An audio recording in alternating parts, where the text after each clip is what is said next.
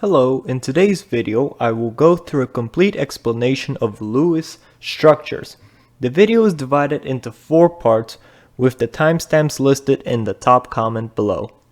The first part of the video will cover 5 steps to build the Lewis structure. The second part of the video will cover the exceptions to the octet rule in Lewis structures. The third part of the video will cover resonance Lewis structures. And the fourth part of the video will cover organic Lewis structures. In order to construct any Lewis structure for any molecule, you have to follow these 5 steps. First, you build the structure's skeleton. Second, you sum up the valence electrons on the Lewis structure. Third, you surround the elements with remaining valence electrons. Fourth, you make sure the octet rule is followed. And fifth, you check the formal charges. Now I'll use the example of the CO2 molecule to see how each of these steps are applied while building the Lewis structure. For the first step, we have to build the Lewis structure's skeleton. In this case, we'll use the CO2 molecule as an example. In this step, we will place the elements in proper positions relative to one another and draw single bonds between them. However, I will have to introduce 3 sub-rules before I show you this step when it comes to making these skeletons for the Lewis structures. The 3 sub-rules for making Lewis structure skeletons are as follows. The first sub-rule states that if there are 3 or more elements, the least electronegative one goes in the center. The second sub-rule states that if you have 3 elements and 2 of them are the same, the non-similar element almost always goes in the center. And the third sub-rule says that hydrogen essentially never goes in the center. And now I will apply these rules to building the CO2 molecule.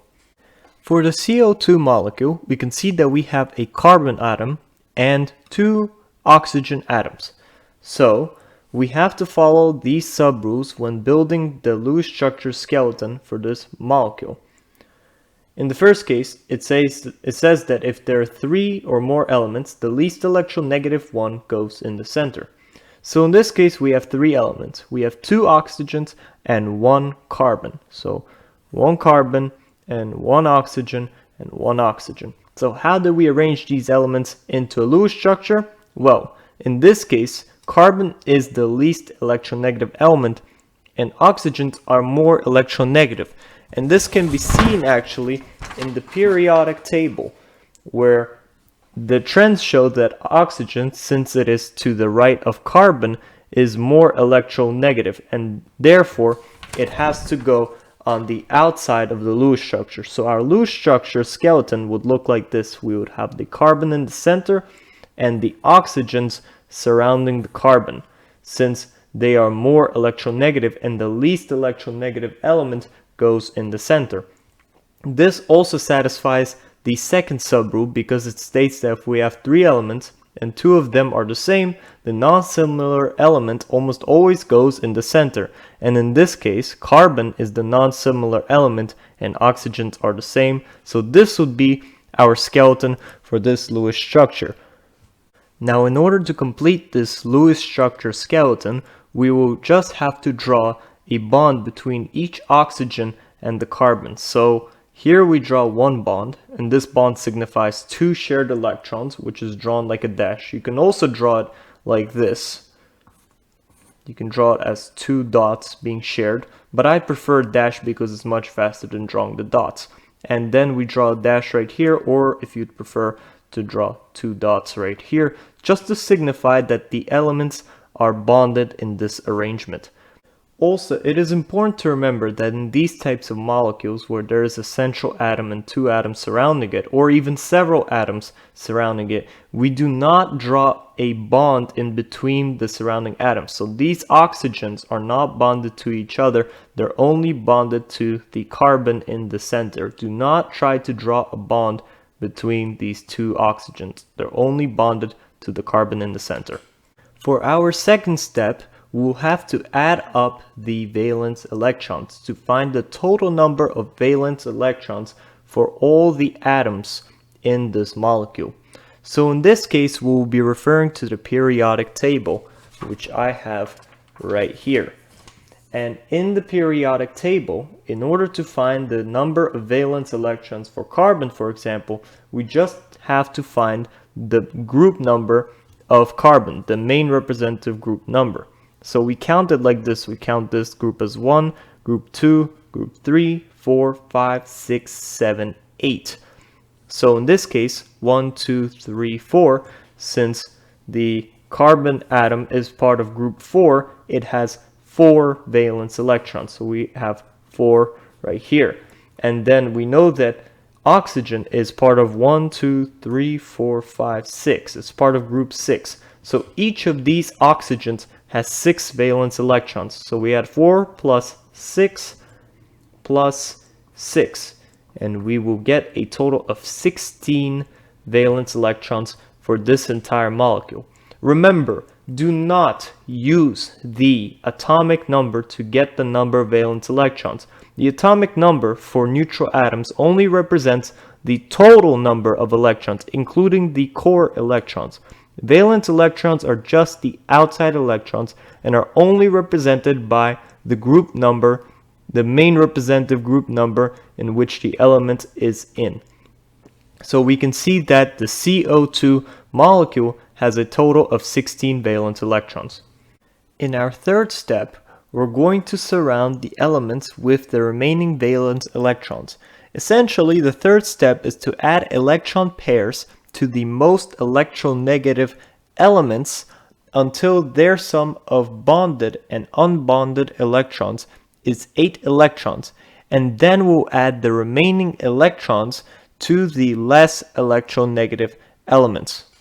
Remember that if we, for example, here have a bond, it contains 2 electrons, and that these 2 electrons belong to both of these elements. So the carbon technically owns these 2 electrons, and the oxygen technically owns these 2 electrons, since both atoms are sharing these electrons. That is why when we count the electrons around a single atom, we take into account both of the electrons in the bond that they are bonded to. So now, as per the step, we're going to make sure that the most electronegative elements here have 8 electrons surrounding them first. So in this case, oxygen for now only has 1, 2 electrons surrounding it that are in this bond. So we need to add 6 more electrons to get our 8 electrons, because 2 plus 6 is 8. So we draw the lone pairs as 1 pair, 2 pair, and the third pair. And this would be 1, 2, 3, 4, 5, 6 electrons here, and 2 electrons in this bond to make up for a total of 8 electrons surrounding the oxygen, therefore satisfying the octet rule. And in our other oxygen, we're going to also make sure that we have 8 electrons surrounding it. So now we have 2, and we're going to add 6. 1, 2, 3, 4, 5, 6. And now the most electronegative elements have 8 electrons surrounding them. So now we add the remaining electrons around the carbon, because carbon also needs to have 8 electrons around it, and currently it has 1, 2, 3, 4 electrons around it, so we need 4 more. So let's see how many electrons we used up here and how many electrons we have left. So in this bond we have 2 electrons. In this bond we have 2 electrons. In here we have 1, 2, 3, 4, 5, 6 electrons. And here we have 1, 2, 3, 4, 5, 6 electrons. And this would actually make it 16 electrons, meaning that we used up all 16 electrons here, and there are no remaining electrons to add to carbon. Now for our fourth step, we have to make sure that the molecule, the Lewis structure that we drew here, satisfies the octet rule. Now what is the octet rule? The octet rule essentially states that each atom within the Lewis structure must have 8 electrons surrounding it. So let's see whether this Lewis structure satisfies the octet rule. Here the oxygen has 1, 2, 3, 4, 5, 6, 7, 8 electrons surrounding it. So it satisfies the octet rule. this oxygen also has 8 electrons surrounding it. However, the carbon does not. It has 1, 2, 3, 4 electrons surrounding it because each bond counts as 2 electrons. And we need a total of 8 electrons, not 4 electrons surrounding carbon. So, however, we also used up, as previously shown, all of our 16 valence electrons that were available for this molecule.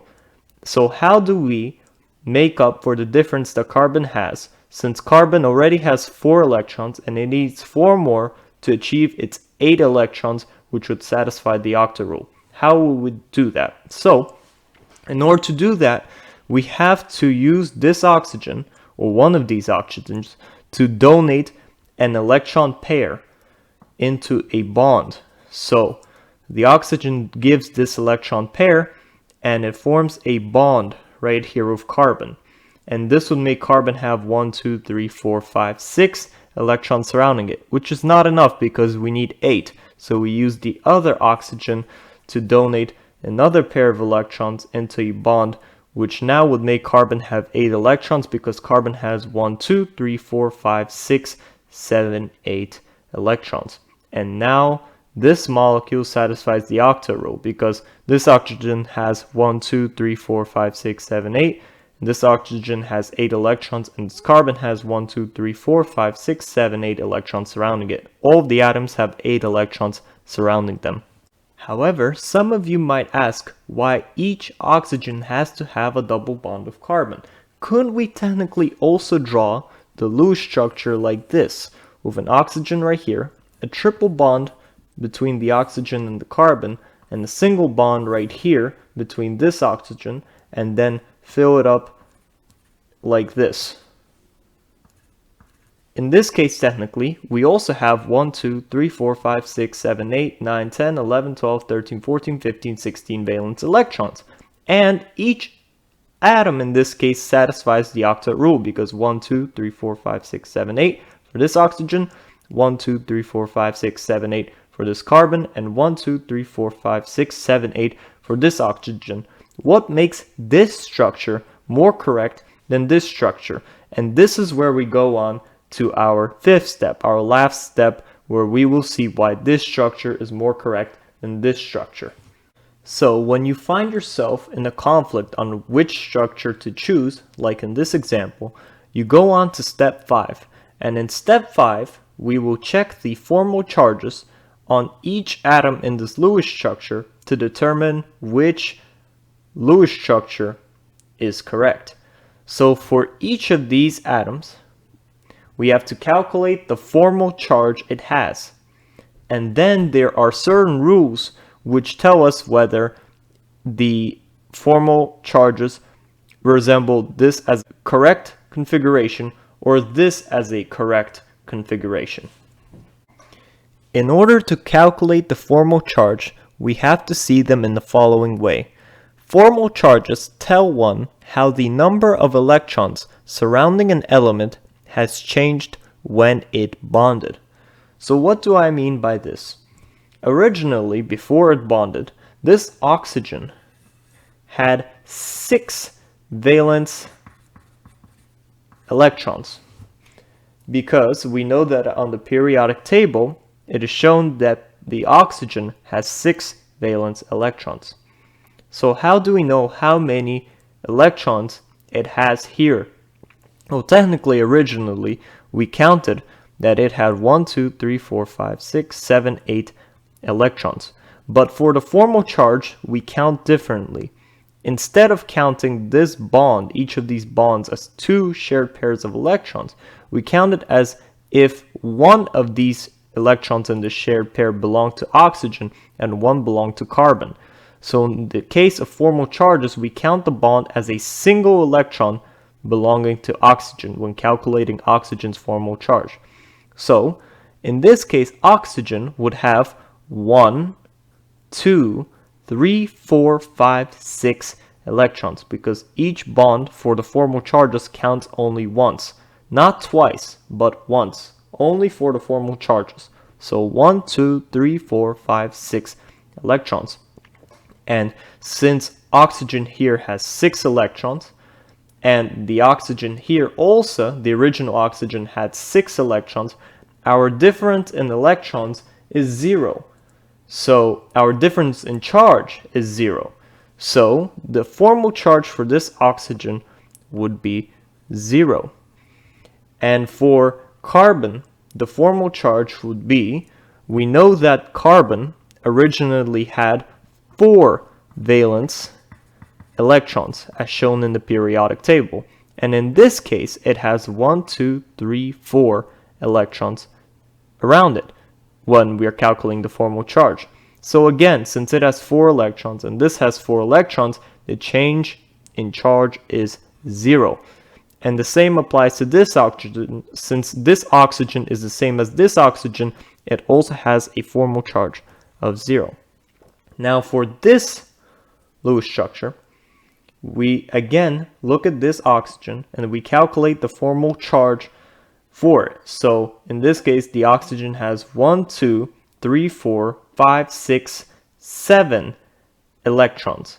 But originally, oxygen only had 6 electrons. Since we have an extra 7th electron here, we give this oxygen a -1 formal charge, since there's one more negatively charged electron. For this carbon, we were supposed to originally have 4 valence electrons, but this carbon has 1, 2, 3, 4 electrons surrounding it. So again, it is 0. And for this oxygen, we originally were supposed to have 6 valence electrons, but here we have 1, 2, 3, 4, 5 electrons surrounding it.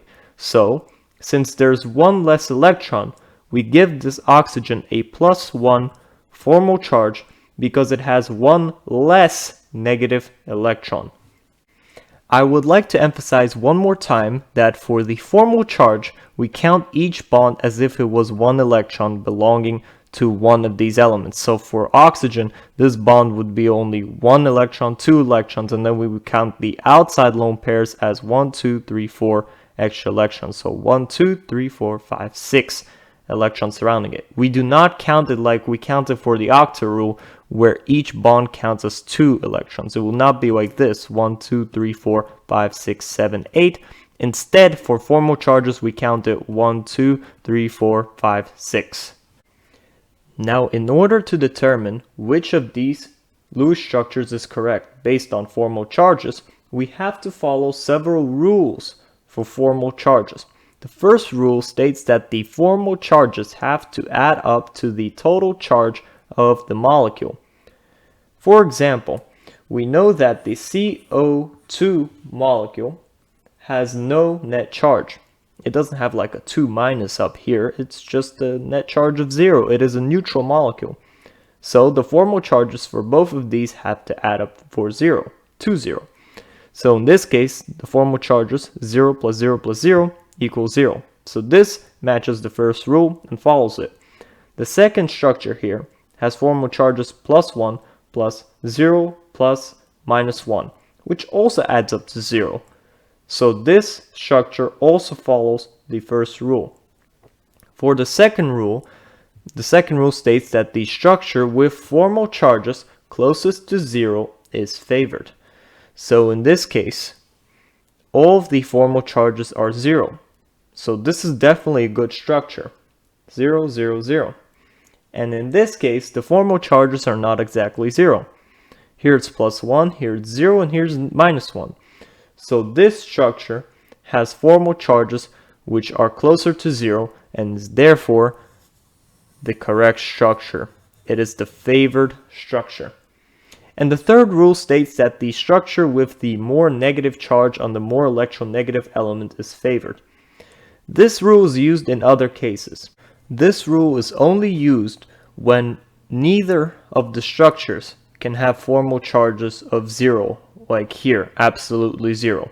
And then it is used to compare the better structure. But in this case, this rule already decided this one to be the better one.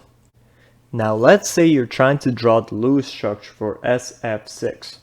Well, we first draw our skeleton, where we know that S is less electronegative, so all the fluorine atoms surround it. So S we draw in the center, and we draw 1, 2, 3, 4, 5, 6 fluorines that have to surround it, and then we'll fill them up all with electrons and do that good stuff. But the only problem here is that we already see that there are 12 electrons connected to sulfur. 1, 2, 3, 4, 5, 6, 7, 8, 9, 10, 11, 12. Yet the Octet rule says that sulfur must have 8 electrons surrounding it. So how are these molecules even possible if they violate the Octet rule? And this is where I will discuss the exceptions to the Octet rule. The Octet rule has several exceptions which I list in this table. The first exception states that there are some Lewis structures with more than an octet of electrons. These Lewis structures can only happen for elements from period 3 or greater. So this is what I mean.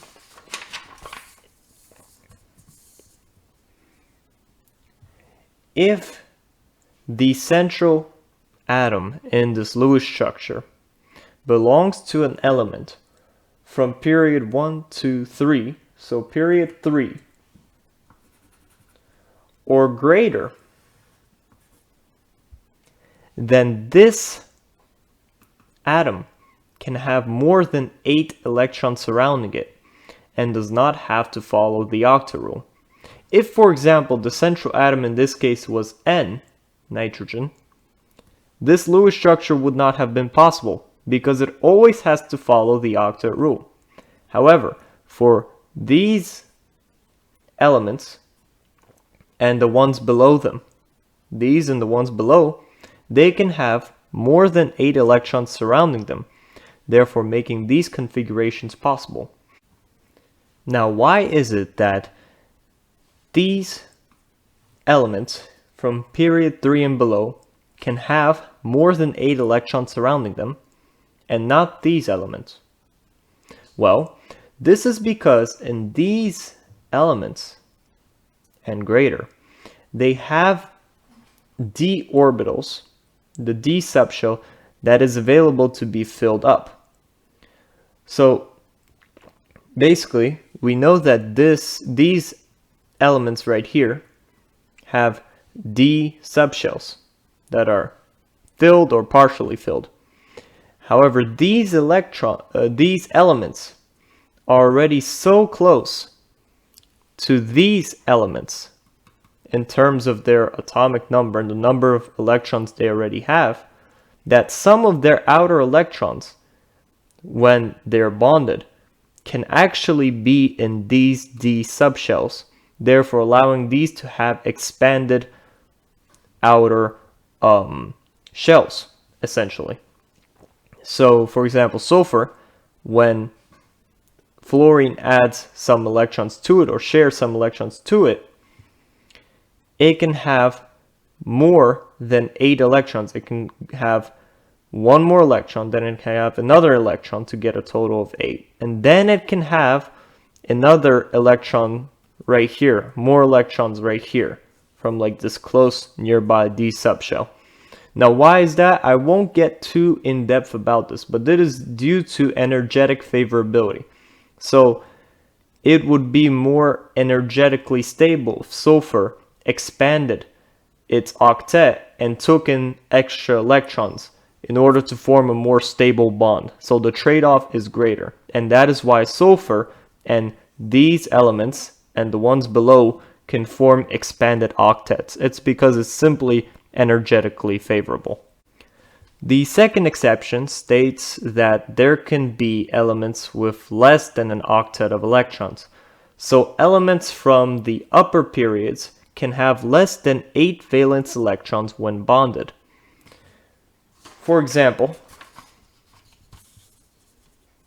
boron, right here, can have 6 electrons around it. It doesn't have to have 8 like in the Octet rule. 1, 2, 3, 4, 5, 6. It is satisfied with 6 electrons. It does not need these 8 electrons because it's still stable with 6 electrons surrounding it. Elements that can do this include boron, aluminum, hydrogen, and lithium. The last exception to the octet rule consists of molecules with odd number of valence electrons. That means the total number of valence electrons in these molecules is odd. So we know that from the periodic table that nitrogen has 5 valence electrons. Oxygen has 6 and oxygen has 6. So 6 plus 6 is 12 plus 5 is 17. And 17 is an odd number. So not all of these atoms can have pairs surrounding them. Some of them have to have like this single extra electron surrounding them. And in this case, nitrogen has 1, 2, 3, 4, 5, 6, 7 electrons surrounding it and not 8. So in this case, in order to draw this Lewis structure, you would technically have to try to fill up the most electronegative atoms with the octets first. So in this case, 1, 2, 3, 4, 5, 6, 7, 8, 1, 2, 3, 4, 5, 6, 7, 8, surrounding these more electronegative oxygens. And then try to fill the central atom as fully as possible. However, you would probably not be forced to draw this Lewis structure, especially if you're in high school, because this would require some outside knowledge in some cases. Now I'm going to move on to part 3, where I will explain resonance structures. So in some cases, some of our Lewis structures might actually be resonance structures, and I will use the example of the CO3 2- molecule to show how a resonance structure looks like and what it actually is. So in order to draw Lewis structure for CO3 2-, we know that based off our Lewis skeleton rules that the carbon goes in the center and the oxygens surround the central carbon atom because the oxygens are more electronegative. Now we have to add up the total number of valence electrons for this molecule. So carbon has 4, oxygen has 6, and since we have 3 oxygens, 6 times 3 is 18. And then we have this charge, which means that we have 2 extra valence electrons, which makes it 24 valence electrons. And now we can fill these oxygens up. So now we have used up 1, 2, 3, 4, 5, 6 times 3 is 18. So these all have 18, and then all of these bonds is 1, 2, 3, 4, 5, 6. So the 18 plus 6 is 24 electrons used up. However, carbon only has, in this case, 1, 2, 3, 4, 5, 6, and it needs 8 electrons surrounding it. So, to get these 8 electrons, we can use one of these oxygens, take these electrons that were previously surrounding it, this lone pair, and we can donate it into an extra bond for carbon. So now carbon has 1, 2, 3, 4, 5, 6, 7, 8 electrons. However, we could have also done this instead with this oxygen.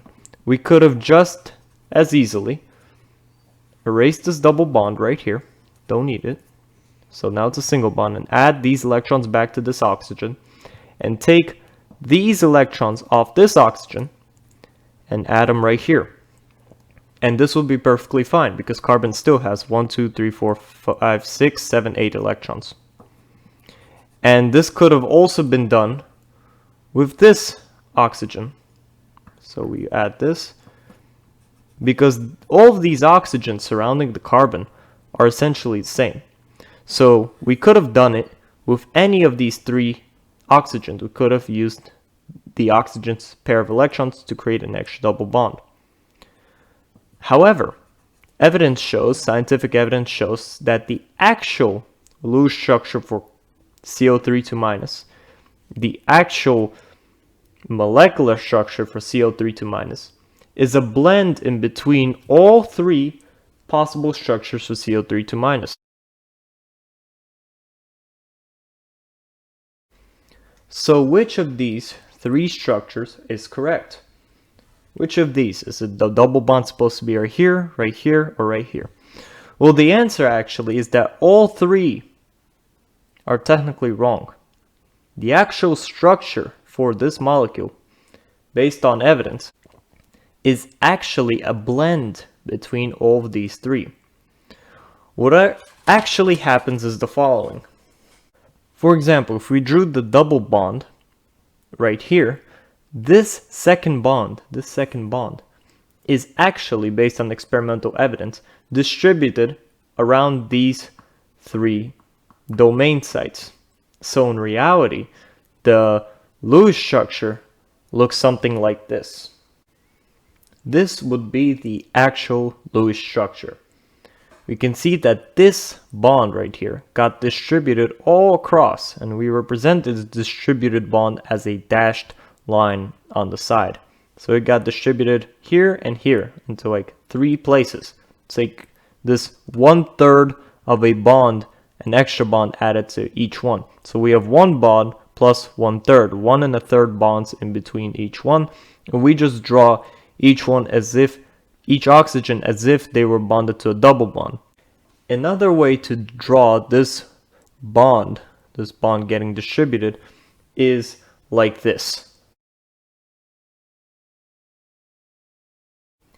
In this case, each of these structures sort of varies. The actual Lewis structure for CO3 is like a mix of all of these. So we just showed these arrows in between to show that each structure can vary in between, and the actual structure is this mix of a structure. It would be incorrect to draw just this structure as the sole structure for CO3 since the bond technically is distributed in all 3 sites. So why would we call this a resonance structure? Well, because this bond right here is sort of resonating from place to place. So it's going here, then it's going here, then it's going here. It's sort of resonating in between, all around this carbon. All around this carbon, it's resonating. So it's technically in all 3 places at the same time. In general, for any resonance structure, keep in mind that the Lewis structure will only become a resonance structure when you can technically draw a bond from more than one atom to the central atom in more than one places. So like in the CO3 2- molecule, we saw that it can be drawn here or here or here. That is why it's called a resonance structure.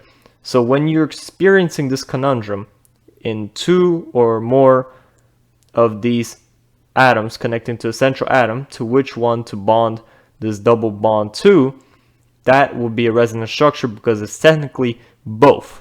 Now let's move on to part 4, drawing Lewis structures for organic molecules. I will not get into the extreme specifics in this since it is a very complex field of organic chemistry, but I will give some general rules for drawing Lewis structures of organic molecules. First of all, keep in mind that organic molecules are molecules that contain carbon and any other types of atoms that bond to it. Usually we consider chains of carbon, molecules with more than one carbon, to be organic molecules. First, when drawing the Lewis structures for organic molecules, we have to keep in mind that when there are more than one carbon, we have to draw these carbons in a chain first. Each carbon has to be connected in this chain. So in this case, we have C3H8. There are 3 carbons, so we draw 1, 2, 3. And then for the hydrogens, we just draw the rest of the hydrogens around them. So this one gets 1, 2, 3 because remember, each carbon also has to satisfy the octet rule. So here,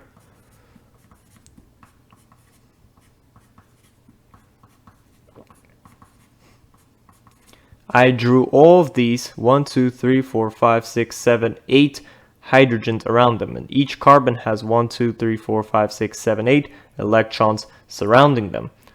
Now, since we know that each carbon is supposed to have 8 electrons surrounding it, let's say we were drawing this molecule, C3H6. We would first draw 1, 2, 3 carbons in the chain, and finally we would surround them with 6 hydrogens. 1, 2, 3, 4, 5, 6. H, H, H, H, H, H. However, all of these carbons have 8 electrons around them, but this carbon has only 4. 1, 2, 3, 4.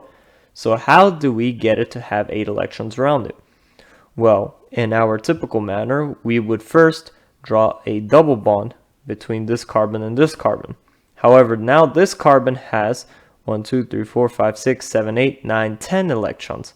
So it has to give electrons away to get back to its octet. In order to do so, we would take this hydrogen attached to it, and we will instead put it right here, because the hydrogens can be moved around from carbon to carbon if we're lacking electrons or having too many electrons somewhere. So now this structure has 1, 2, 3, 4, 5, 6, 7, 8. 1, 2, 3, 4, 5, 6, 7, 8. For these both carbons, they both have 8 electrons surrounding them. And also this one has 8 electrons surrounding them, and hence this structure satisfies the octet rule. On a final note, for the organic molecule Lewis structures, if you have a molecule where the molecule has nitrogen or oxygen or some other element like chlorine bonded to this carbon chain, then there are some exceptions that you have to memorize for organic chemistry. And this video will not cover these exceptions, but know that there are exceptions concerning these. Lastly, I would like to add that there is a practice worksheet attached in the description section and in the comment section. There's a link attached to the practice worksheet, which also has answers and workthroughs for some of the difficult ones at the end of the worksheet. Enjoy!